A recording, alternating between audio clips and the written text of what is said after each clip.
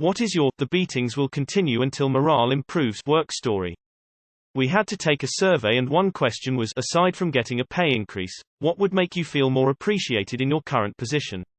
And we all wrote down things like birthdays off with pay, less overtime, allow coffee, soft drinks while we are working, increase breaks from 10 minutes to 15 minutes. We all handed in the surveys. They did not implement a single suggestion.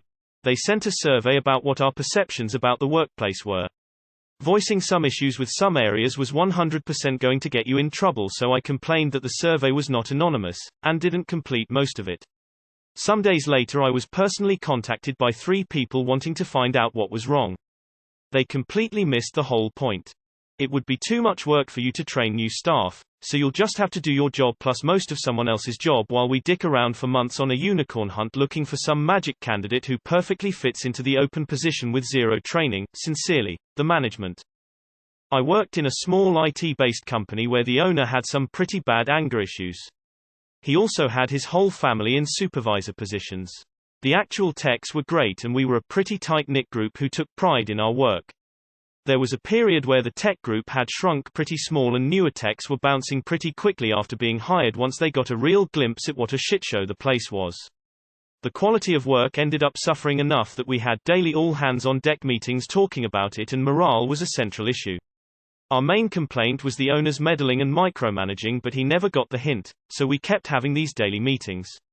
We then came up with the joke, the meetings will continue until morale improves. Worked in a fintech company in the UK in the 90s. It grew to around 1,000 people, building towards IPO. HR decided we needed a company magazine to boost morale and give us a sense of community. First issue landed and the cover story was, perhaps predictably, a profile of the new CEO. A decent guy, fairly well liked up until they worked his way through a few roles in the company. Except the angle they decided to focus on, to show us his human side, was how he was getting tired of his current 55 female yacht and was hoping that the efforts of we, his minions, would reward him with enough bonus to be able to upgrade to a 76 female model in time for summer. Reader, I do not believe it has the desired effect. I once worked at a company where morale was very low due to extreme micromanagement, low pay, and having to provide tech support for a product that frankly sucked. So they called us into a series of meetings to discuss the issue. The guy leading the meeting asked us as soon as we sat down, who here is happy in their job? And like 1 or 2 people raised their hands. He then said, well, in this economy, you're lucky to have a job at all. Meeting over. And then he left. Not me, but had a friend whose supervisor got upset because she heard people chatting while getting their lunches out of the fridge and making coffee. Her solution? Lock the break room at 8 a.m. So you needed to come early if you want a cup of coffee, and lock the bathroom so people would need to approach her and ask for the key every time they needed to use the facilities.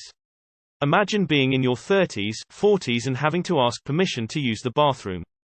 They would update the dress code every time anyone came in wearing anything the boss didn't like, even if it was entirely appropriate for work. Bill got a new tie for Father's Day and it has bright green stripes. All staff email the next day banning distracting colors. There were only like 15 employees all working in one small building, too, so it was obvious who the boss was targeting each time. Manager asked what to do about low morale and high turnover. I know he's a hard ass, so I offer something simple. Well, there's only 3 chairs for the given 15-25 of us on an average day. How about we get some more? His response was, verbatim, don't you start this fight with me because you are not going to win. One job I had, the office manager changed up the bonus structure so all regular staff had the opportunity to raise their base pay by up to $8 per hour. There were no bonuses for supervisors, which I was, but my team was so good that they all hit their top bonuses, so all my direct reports made more money than me, without anywhere near as much responsibility. And I kept getting pointed out for training such an amazing team while I kept bringing up the fact that I didn't get any bonus for having the top team and that I was the lowest paid person there. Oh, how I hated that manager. I was a developer and asked to take a course to learn a new programming language. I even found an after-hours college course so I would not miss work. All I asked is that they cover the tuition under their already established tuition reimbursement program. They declined my request, and when I really dug in they told me, why would we teach you updated skills? So that you can get a job elsewhere. I signed up for the course on my own, paid for it on my own, and then found a new job using those new skills. They tried to tell me that I could not quit after leaving because I had proprietary knowledge of their code. I laughed and told them no one would care that I knew their COBOL source code, it's a dead language. A manager in training on his first day fired an employee for not doing something they were not allowed to do according to company rules.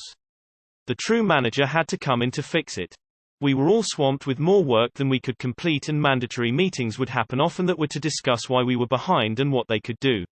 One guy actually spoke up and said, "Stop having significant other many meetings and let us work. Every minute of this meeting is putting me further behind."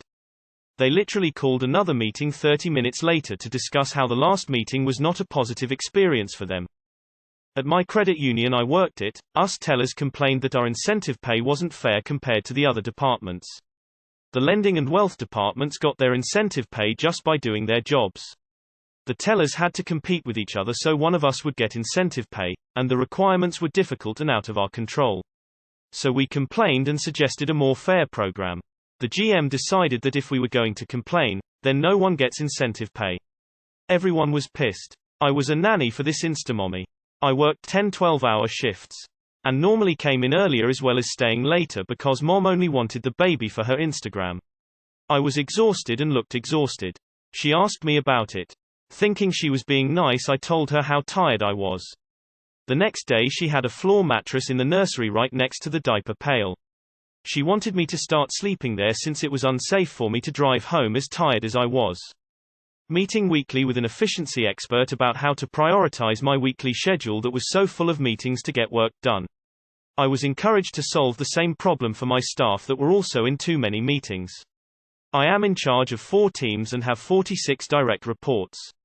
Maybe get me some help and not solution another 12.5 hours of meetings for me to solve my too many meetings problem. I had a manager who would gather our team and ask us if we should do A or B. We were professionals and would provide arguments for and against both A and B, and provide her with an answer. She would then reply she had decided on C and that's what we would do. The bosses kept saying we were leaving too early, said 10 people by 10 minutes, early means 100 minutes of work lost. Douchebags wanted us to clean the workplace in our own time. They forget the 80 hours that we had collectively given that day. The boss can go fuck himself with a rusty tetanus-covered rake. Had a professor my last semester of school that simultaneously claimed, "I only give out A's for truly exceptional work. Getting an A shouldn't be easy," and, "Students care too much about getting high grades and not enough about actually learning. The experience should be more important than the letter grade."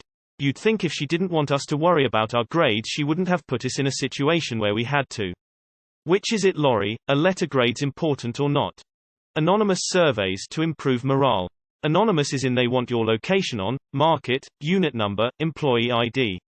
Needless to say, when only a handful of people completed the survey, they threatened punishment and made us contact our supervisor to verify it was complete.